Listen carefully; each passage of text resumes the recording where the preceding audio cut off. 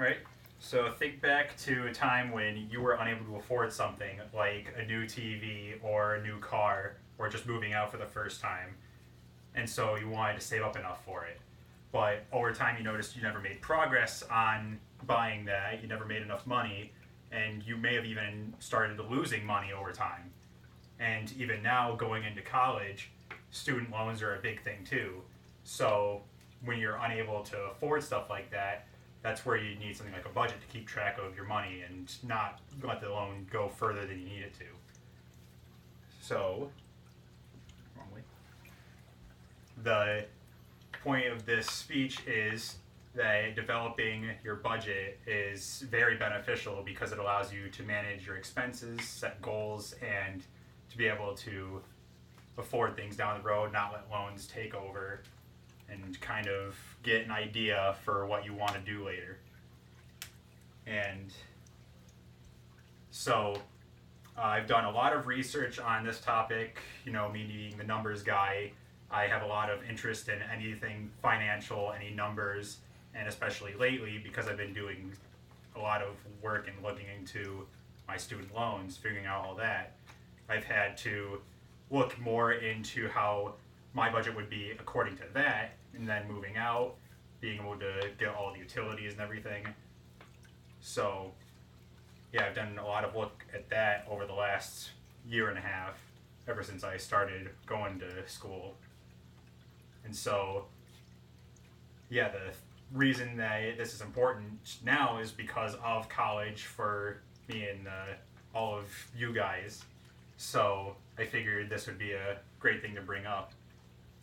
So the first point is that to understand what a budget is and how it's important would be the first step in figuring out how necessary it should be, how you should set it up, what it means to you. So first, it's about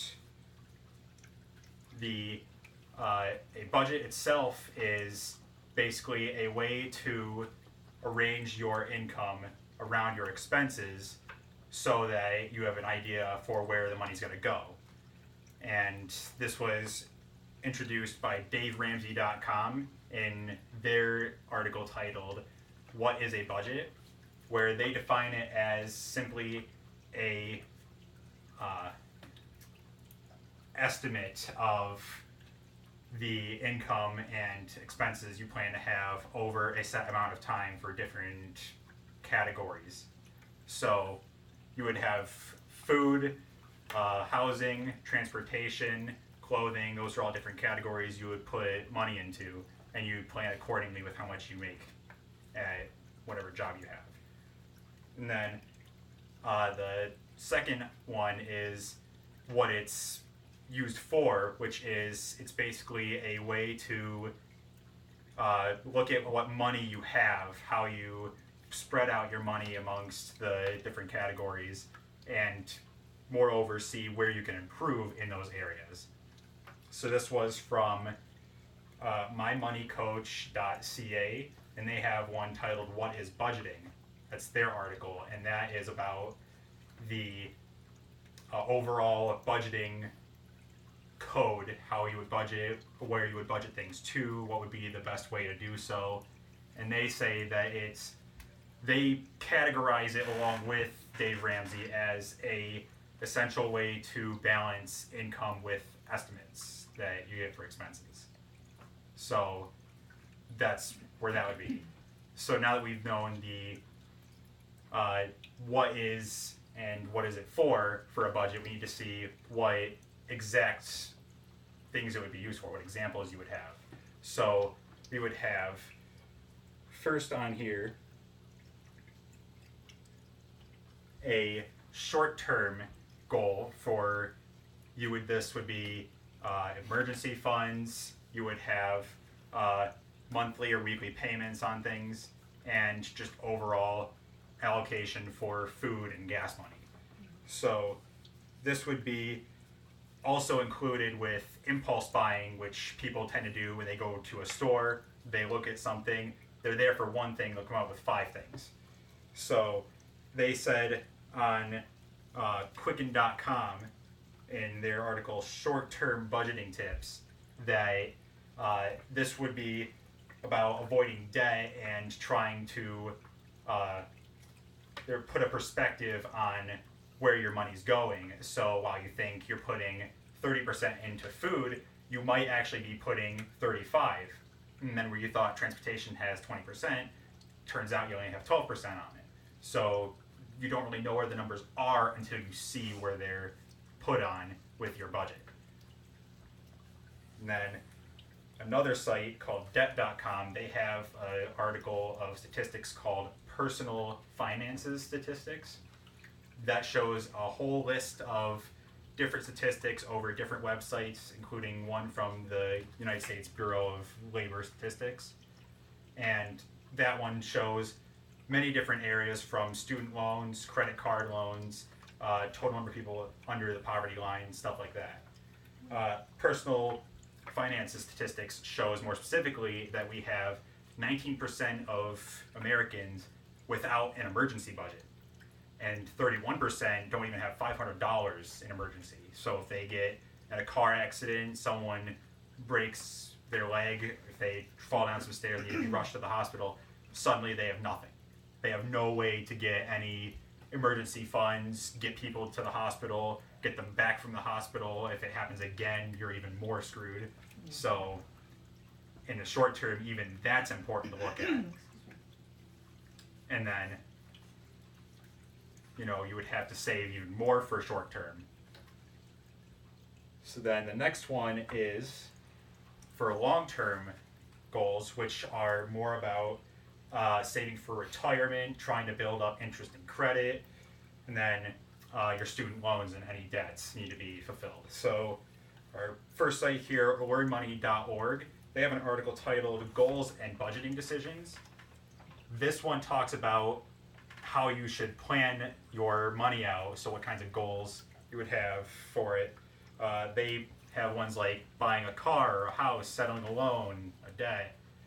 It would be anything to try to save up for things that are 10 or more years down the road. And then we have My Money Coach on here, or not My Money Coach, Debt.com again. This one brings up a different statistic where 30% of people are even planning long term. They don't even have a retirement budget set up. They don't even have an idea to buy something in 10 years. So they're just more so living in the moment for a week at most. And so if they were planning for a retirement, you'd want to do that all of your life because you could use any sort of money going towards retirement age.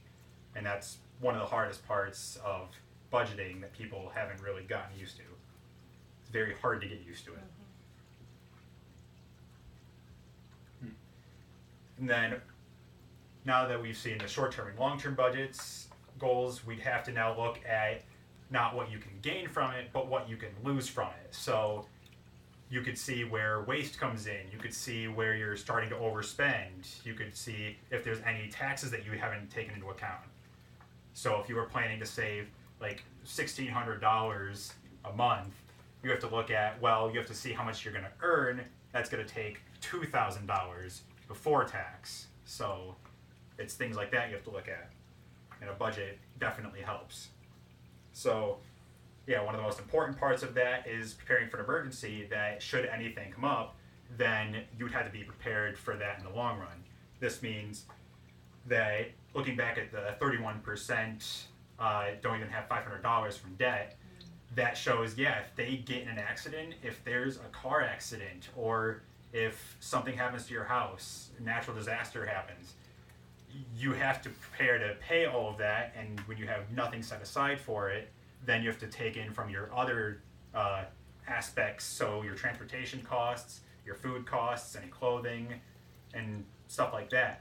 Those all come in and now have to pay for that. And then we have thebalance.com, and theirs is how can budgeting improve your life. Their article talks about how living paycheck to paycheck leads to surprise fees. They jump things on you when you don't expect it, and it starts hurting when you have something really unexpected. So you're always under the stress that you might have to pay more than you actually have. And then there's also wasteful spending, which is about, if there's anything that you're putting too much money in or you're buying too much in, then that hurts every other area. So that's even worse when you're unknowingly giving up your money day in, day out. And so the balance then also talks about how if you're in a family, then the whole family now has to contribute if you're wasting too much. So their budget now becomes your budget. So you have to worry about that. And then there's Debt.com's another statistic. They point out that 28% of student loans get defaulted. They don't go through in time. So people have to worry about that showing up. And without a budget, you can't plan for that before it hits you. And then they also show that there are 40 million loans, all of which are still collecting interest every day. So even little things like that sneak up on you. So,